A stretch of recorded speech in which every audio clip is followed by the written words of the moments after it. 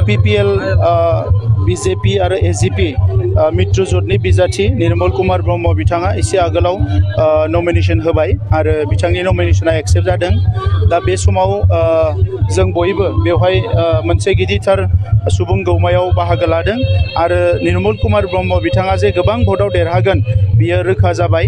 रायजो राजाफ्रा दिनै UPPL दोलोनि खामानि मावनायखौ जोबोद मोजां मोनदों आरो बेजों लोगोसे आसामाव UPPL BJP आरो AGP नि सरकार BTR आव UPPL आरो जे BJP नि सरकार आरो लोगोसे बे हान्जाफोरनि खामानि मावनायखौ रायजो राजाफ्रा मोजां मोनदों आरो ओंखायनो दिनै हाजार हाजार रायजो राजाफ्रा नमिनेशन पेपार गथायनायाव बाहागो लाफैदों आरो दिनै रोखा जाबाय जे बिथाङा गोबां भट लानानै देरहागोन आरो फैबाय थानाय समाव सिडली समाजनि रायजो राजानि थाखाय अराय सम बिथाङा खामानि मावलांगोन।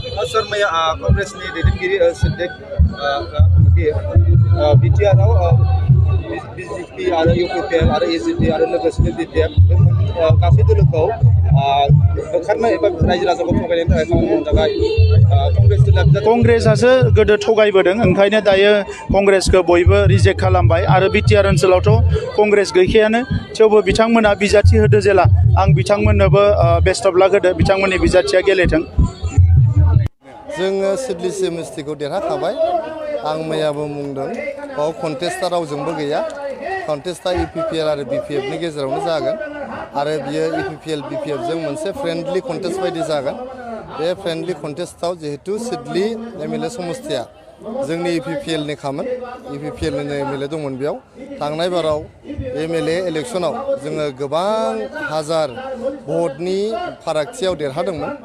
एबार जोङो आरो बांसिन भटनि फारागथियाव बेयाव देरहागोन मानोना जोंहा BPF जोंनि हाग्रामा महिलारि सार दैदेननाय BPFआ बेयाव गावसोरनि वार्कारखौ हमथानो माखासे गावसोरनि भटारफोरखौ हमथानोसो गेलेदों होननानै जों खोनादों।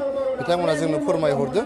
गतिके जोंनि UPPL नि केन्डिडेटआ देरहाखानाय बेयो मोनसे फर्मालिटिनि इलेक्शनल' बेयाव आरो गुबुन माने सिन्था खालामनांगौ गैया। ओंखायनो रायजो राजाफोरखौ आं खावलायहरदों बयबो जाहाथे थाब्रा भट होनानै जोंनि निर्मल कुमार ब्रह्म सासे मोजां समाज सेबक सासे लेखा गोरों मानसि आरो बिथाङा जोबोद भद्र शान्त सुस्थ मानसि बिथांखौ जाहाथे गोबां बिबाङाव भट होनानै जोंनि NDA नि UPPL BJP आरो AGP नि केन्डिडेट निर्मल कुमार ब्रह्म आदाखौ देरहाहोयो।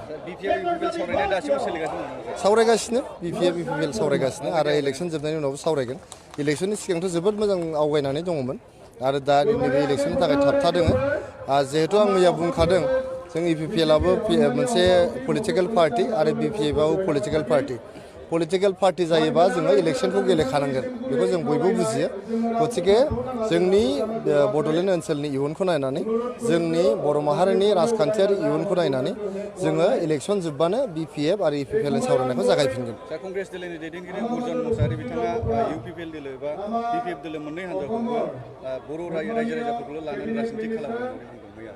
आदा अर्जुन मुसाहारिया जोंनि BTR ओनसोलनि टुइंकल लिटिल स्टार।